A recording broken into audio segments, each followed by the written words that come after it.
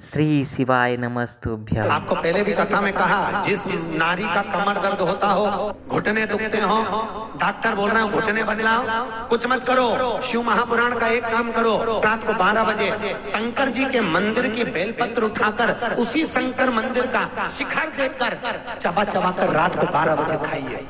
जिंदगी में कभी घुटने का दर्द हो गई, कमर का दर्द हो गई। शंकर मंदिर के दिन बेलपत्र रात को 12 बजे उठाओ और उसी बेलपत्र को उठाकर शंकर मंदिर का शिखर देखकर चबा चबा कर खाओ। कई लोग बेलपत्र उठा लेते हैं, दूसरे मंदिर का शिखर देख के खाते। नहीं, उसी मंदिर का शिखर जिसकी बेलपत्र है, जिस मंदिर की बेलपत्र उसी मंदिर का शिखर।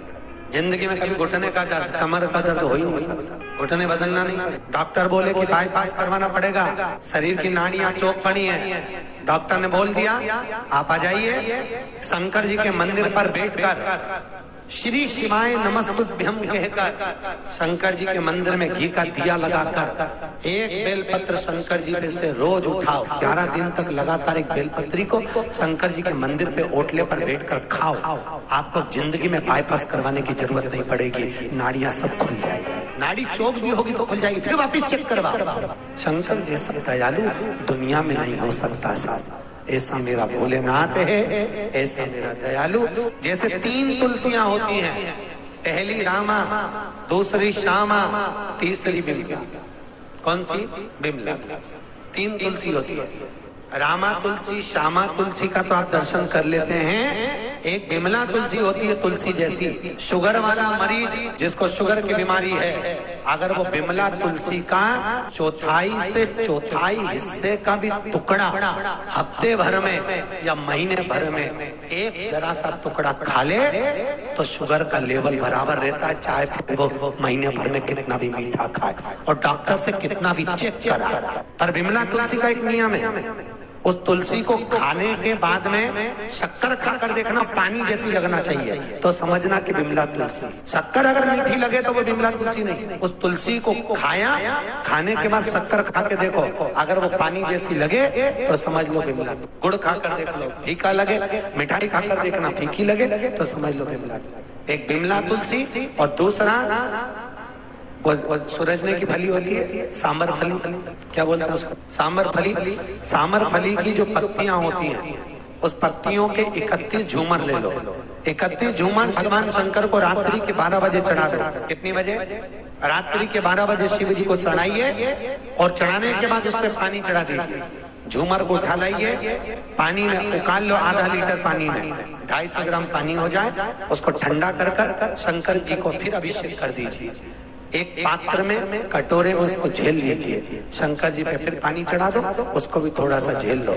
झेल कर लिया, मात्र 5 दिन लगातार थोड़ा थोड़ा उस जल को पीना चालू कर दीजिए। शुगर जिंदगी में समाप्त हो जाएगी और लेवर बना रहेगा। फिर तुम चाहे कितनी भी मिठाई खाओ और चाहे कितना भी डॉक्टर को चेक कराओ। शिव महापुराण की कथा कहती है, अकाल मृत्यु हो मरे जो काम करे चंडाल का, काल उसका क्या बिगाड़े जो भक्त हो महाकाल का। जो शंकर की आराधना में लीन है, शिव की अर्चना जिन्होंने करी है, जिंदगी में कभी रोग लिए नहीं रह सकते और रोग से मुक्त है। हमारे घर में भी शंकर भगवान का शिवलिंग हो, जिसके घर में शिव जी का शिवलिंग रहता है, उसके घर में कभी कोई बड़ी बीमारी प्रवेश नहीं करती। फिर वही वाली बात आ गई, अकाल मृत्यु वो मरे जो काम करे चंडाल का, काल उसका क्या बिगाड़े जो भक्त हो मां काल। अगर शिव की आराधना कर रहे हैं घर में, परंतु एक बात है, घर में भगवान शंकर की जो भी मूर्ति हो, चाहे शिव की हो चाहे किसी भी देवी देवता की मूर्ति हो, पर एक अंगुष्ठ से बड़ी नहीं होना चाहिए। कितनी? जम के बोलिए। जैसे ये जमीन से बस इस अंगूठे को खड़ा कर लो, इससे बड़ी मूर्ति घर में नहीं हो। अगर इससे बड़ी मूर्ति हमारे घर में होती है तो उसको सेवा की जरूरत मंदिर जैसी पड़े। कैसी सेवा चाहिए फिर? मंदिर जैसी। अगर इससे छोटी मूर्ति है तो आप उसको शक्कर का भोग लगा दो, खड़ी शक्कर रख दो, मिश्री रख दो, गुड़ रख दो, तुम्हारी मर्जी पड़े कैसे भी कपड़े पहना दो। अगर छोटी मूर्ति है तो भगवान को कैसे भी आप घर में रख सकते हो, पर इससे जहां मूर्ति बड़ी हो गई तो उसको बड़ी सेवा की जरूरत पड़ती है। और हमेशा याद रखो, शिवलिंग घर में जो शंकर भगवान का शिवलिंग होता है वो कभी पोला नहीं होना चाहिए। वैसे तो हिंदू धर्म की शास्त्र रीति कहती है कि घर में कोई भी मूर्ति पोली नहीं होना चाहिए, किसी भी मूर्ति को पोला नहीं होना। लक्ष्मी जी हो तो वो ठोस हो, गणेश जी हो तो ठोस हो, देवी देवता, लड्डू गोपाल, कृष्ण, राम, सीता, कुछ भी तुम्हारे घर में हो तो वो पोले नहीं होना, अंदर से खाली नहीं होना चाहिए। जो मूर्ति घर में पोली होती है उसके घर में 1 रुपए कमाओ 1.25 रुपए खर्च वाला काम चलता रहता है, कभी जिंदगी में पैसा नहीं जोड़ता। घर पोला की पोला ही रहता है, कितना भी तुम कमा कर लाओगे तो भी घर में दिखेगा। और किसी किसी के घर में अगर मूर्तियां अगर ठोस है, मूर्ति अंदर से अगर भरी हुई है तो अगर 2 रुपए भी कमाएगा तो घर में बचत दिखेगी। और अगर घर में मूर्ति पोली है तो कितना भी कमाएगा वो खाली की खाली ही दिखेगी। कई लोग कहते हैं महाराज जी हमारे घर में बरकत नहीं दिखती है, मेरा पति कमाता, बेटा कमाता, बड़ा बेटा कमाता, खूब कमाता, पर घर में पैसा नहीं दिखता, घर में पैसा नहीं टिकता, तो टिके कहां से? जरूर तेरी तिजोरी में, जरूर तेरी पूजन में कोई लक्ष्मी जी की मूर्ति या गणेश जी की मूर्ति या किसी देवता की मूर्ति पोली होगी, इसलिए घर में लक्ष्मी टिक नहीं रही, घर में पैसा बन जाता। मूर्ति ठोस, कैसी मूर्ति होना चाहिए? जम के बोलिए, ठोस, पोली नहीं होना चाहिए। तो महाराज पोली मूर्ति का क्या करें? तो कुछ मत करो, मेन लाओ बाजार से, राल लाओ या मेन लाओ, कुछ भी मेन लाकर, मोम लाकर, वो मोम नहीं होता, उस मोम को पिघलाकर उस मूर्ति के अंदर भर दो।